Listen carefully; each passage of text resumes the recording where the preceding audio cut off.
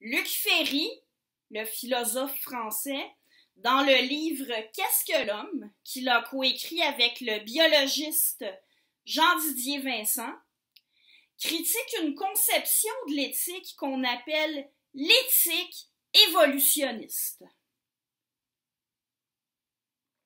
Alors, la conception de l'éthique dont on parle, elle part de la prémisse que la morale est un résultat de l'évolution par sélection naturelle. Alors ça, c'est en gros ce dont j'ai parlé de façon très sommaire dans la vidéo précédente. On peut expliquer certains comportements, certaines tendances chez les humains, telles que la coopération, le fait d'éviter de s'entretuer sans raison, le fait de considérer qu'on a certains devoirs envers les membres de sa communauté, des responsabilités envers les enfants et les membres les plus vulnérables. En fait, pour faire court, on pourrait dire qu'on peut expliquer l'altruisme qui existe chez l'être humain. On peut l'expliquer en se rapportant à la théorie de l'évolution.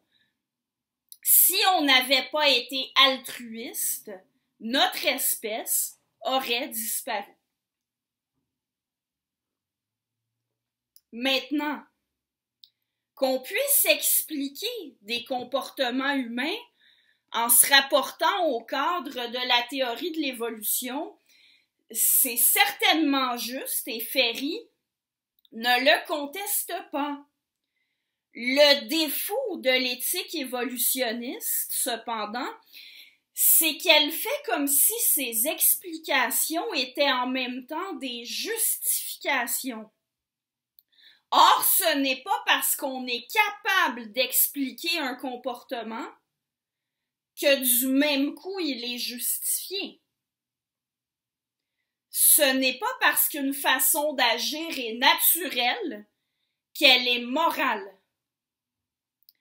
On peut comprendre les causes de toutes sortes de comportements, ça ne nous dit pas s'il est bien ou mal d'adopter ces comportements.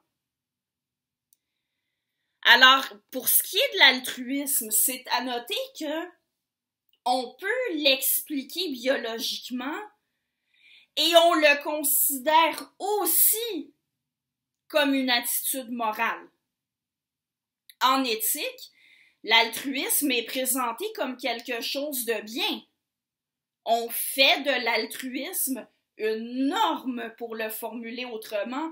On prescrit d'être altruiste, d'agir en fonction du bien des autres et du bien commun. Bref, l'altruisme est naturel et l'altruisme est aussi moral. Mais par opposition, il existe toutes sortes de comportements qu'on peut expliquer biologiquement, mais que par ailleurs on considère comme mal du point de vue éthique. La violence entre communautés différentes qui rivalisent pour un même territoire ou pour des ressources, ça s'explique sans problème en biologie. Et c'est une attitude naturelle pour n'importe quel mammifère social. Le viol, ça s'explique biologiquement. Et la liste pourrait continuer. Il y a légion de comportements qu'on peut expliquer biologiquement et qui sont contraires à l'éthique. Pour utiliser le vocabulaire typique de la philosophie, on peut formuler comme ceci: l'éthique évolutionniste commet un sophisme de passage du descriptif au normatif. Elle passe d'un énoncé descriptif, autrement dit un jugement de fait, celui que l'altruisme est naturel, à un énoncé normatif, autrement dit un jugement de valeur, celui qu'on doit être altruiste. l'éthique évolutionniste passe de l'un à l'autre comme si ce jugement de fait impliquait logiquement ce jugement de valeur. Or, ce n'est pas le cas. Au risque d'être redondante, si on acceptait que ce qui est naturel est forcément moral, on serait obligé d'admettre que la violence est morale. Si je devais résumer en une phrase l'objection de Ferry à l'éthique évolutionniste que je viens de rapporter ici, je dirais ceci. L'éthique évolutionniste n'est pas logique. Il n'y a pas de lien logique entre la prémisse et la conclusion. Alors j'en viens à la réponse de Ferry à la question principale.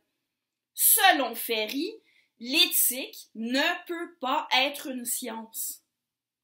L'éthique évolutionniste, elle représente une prétention d'apporter des réponses scientifiques aux questions éthiques, mais c'est une erreur que de prétendre que l'éthique évolutionniste est de la science.